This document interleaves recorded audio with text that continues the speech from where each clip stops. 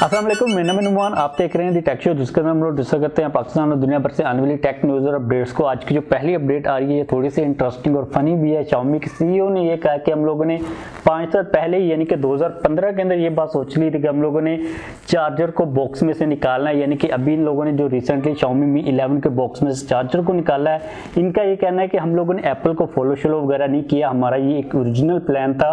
वैसे मुझे इस बात की समझ नहीं आ रही थी कि इनका अगर ये ओरिजिनल प्लान था तो जब एप्पल ने चार्जर को बॉक्स में से निकाला था तो इन्होंने फिर सोशल मीडिया के ऊपर एप्पल का मजाक क्यों उड़ाया था। आप लोगों के इस चीज़ के बारे में क्या ख्याल है, नीचे कमेंट्स के अंदर अपनी राय का इज़हार लाजमी तौर पर कीजिएगा।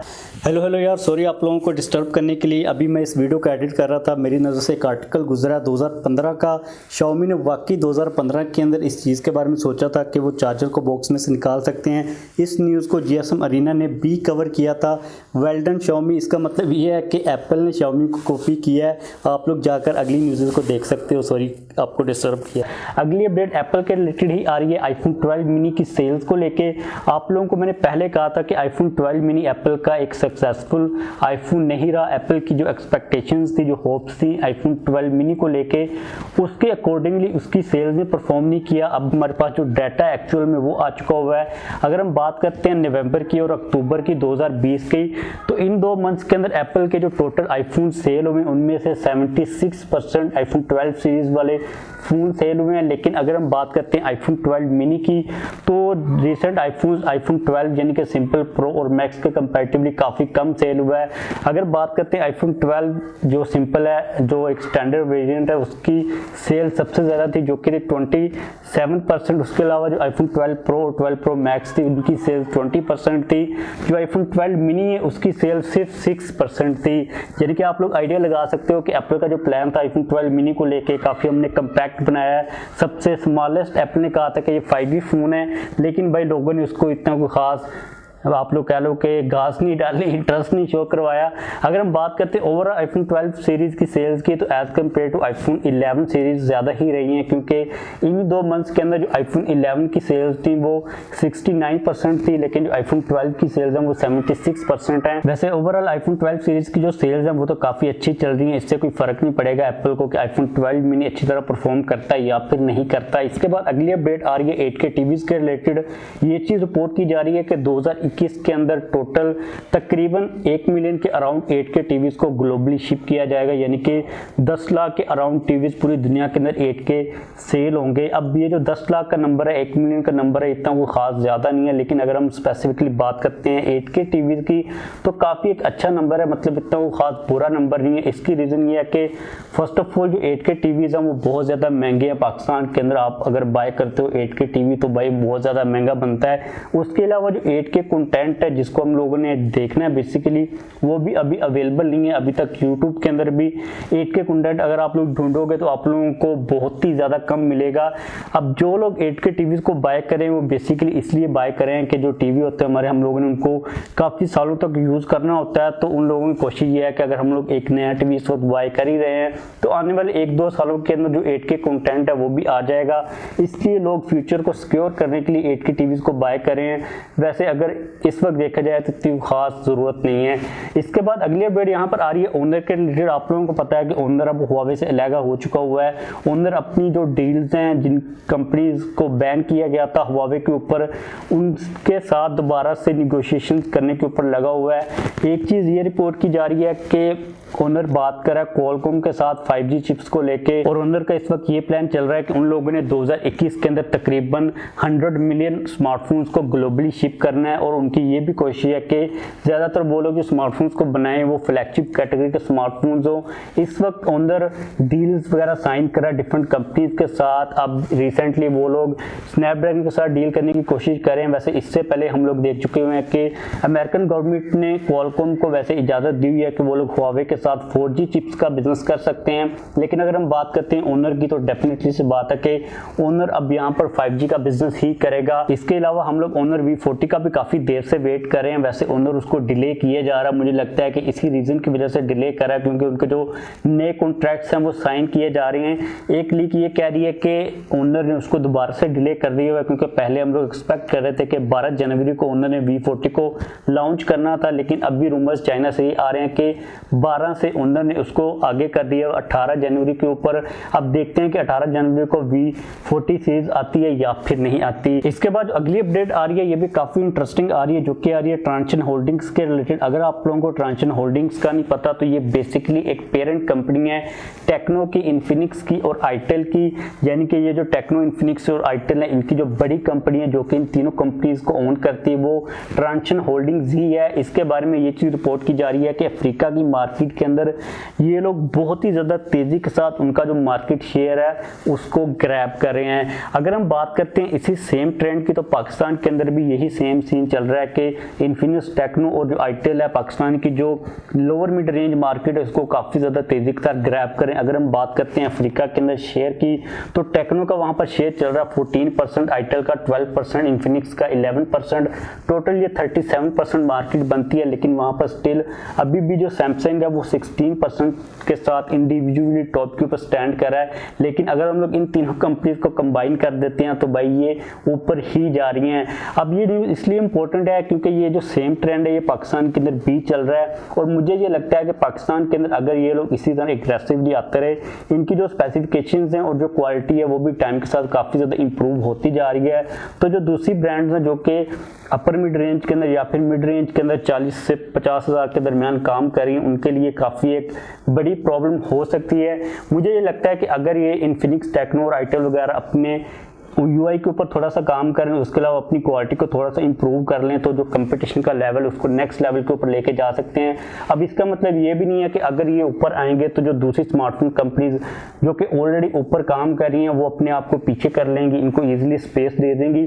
अगर ये एग्रेसिवली ऊपर आने की कोशिश करती हैं तो डेफिनेटली इस बात है कि जिन कंपनीज की ये लोग पोजीशन लेने की कोशिश करेंगे वो कंपनीज अपने आप को इंप्रूव करेंगी। एट द एंड जो फायदा होगा वो हमारा ही होगा।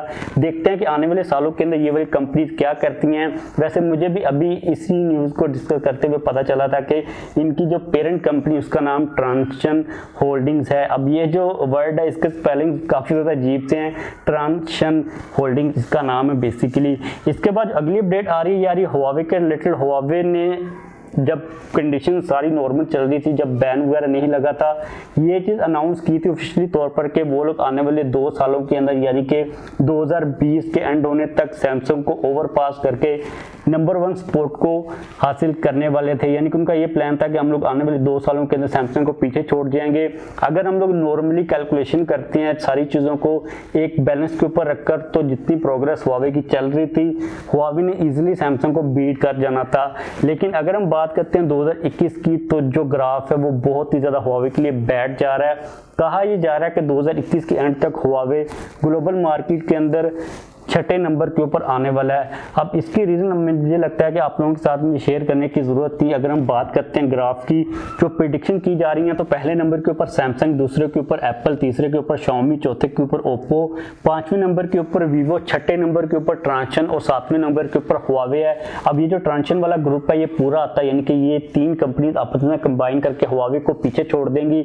तो आप लोग यहाँ पर आइडिया लगा सकते हो कि हुआवे के लिए जो कंडीशंस हैं वो कितनी ज़्यादा ख़राब होने वाली हैं। उसके अलावा अगर हम लोग इसी रिपोर्ट के अंदर देखते हैं तो 2021 के अंदर भी इन सारी कंडीशंस के साथ भी हुआवे का जो ग्लोबल शेयर रहेगा 5G की मार्केट के अंदर वो सबसे ज़्यादा ही रहेगा। अब देखते हैं कि 2021 के अंदर हुआवे अपने प्लान्स को किस तरह लेके चलता है, हुआवे अपनी पोजीशन को बरकरार रख पाता है या फिर नहीं रख पाता, वो किस नई स्ट्रेटजीज के साथ आता है। वैसे इन रिपोर्ट्स के ऊपर देखकर एक चीज़ जो कि हमें अब रियलाइज़ हो रही है कि हुआवे ने जो ओनर को सेल किया ये एक अच्छा काम ही किया, क्योंकि अगर हुआवे ओनर को सेल ना करता तो उसको भी हुआवे ने अपने साथ ही नीचे लेके जाना था। देखते हैं कि ओनर भी अब किस तरह परफॉर्म करता है, क्योंकि ये जो कंपनीज हैं जो कि काफ़ी ज़्यादा एग्रेसिवली एक वाइल्ड स्ट्रेटजीज के साथ मार्केट को ग्रैब कर रही हैं, क्योंकि हुआवे का जो शेयर था वो छोटा नहीं था, हुआवे दूसरे नंबर के ऊपर था और हुआवे का जो गैप है वो बहुत ज़्यादा बड़ा है। इसलिए ये वाली कंपनी अपने आप को एग्रेसिवली लेके आके उस गैप को पूरा करने की कोशिश कर रही हैं।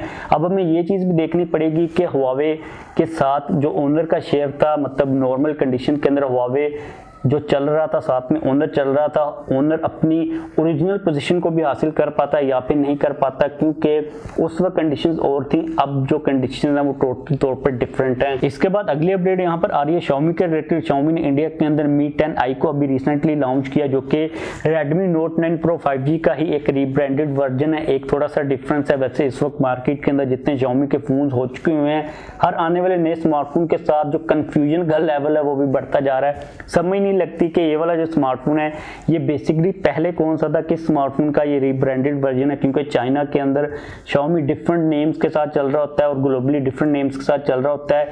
ये वाला जो स्मार्टफोन है ये बेसिकली अगर हम लोग चाइना के साथ इसको कंपेयर करते हैं तो Redmi Note 9 Pro 5G का रीब्रांडेड वर्जन है। लेकिन अगर हम लोग इसकी बात करते हैं पाकिस्तान के अंदर तो अभी रिसेंटली जो Mi 10T Lite है उसका रीब्रांडेड वर्जन है, लेकिन इसकी बैक साइड के ऊपर हमें 108 मेगापिक्सल का मेन सेंसर मिल रहा है। उसके अलावा जितनी भी स्पेसिफिकेशंस हैं, जो डिजाइन है वो एक्जैक्टली तौर पर सेम वही है। इसके अंदर भी हमें 6.67 इंचेस का IPS LCD डिस्प्ले मिल रहा है 120 हर्ट्ज के रिफ्रेश रेट के साथ।